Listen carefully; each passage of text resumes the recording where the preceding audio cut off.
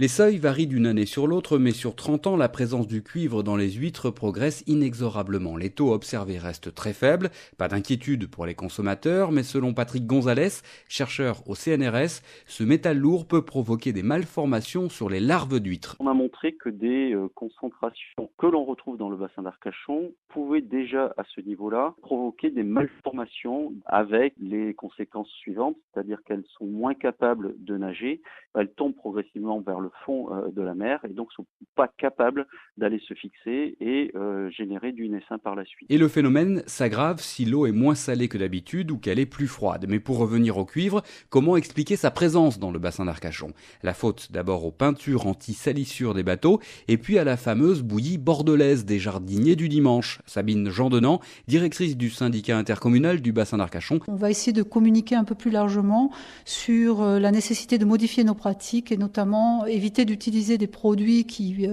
peut-être sont estampillés bio comme la bouillie bordelaise et qui contiennent du cuivre que potentiellement on pourrait retrouver dans le milieu et dans l'eau. Tout cela ne doit pas nous empêcher de manger les huîtres, mais on comprend bien la nécessité de surveiller de près ce milieu si fragile qu'est le bassin d'Arcachon.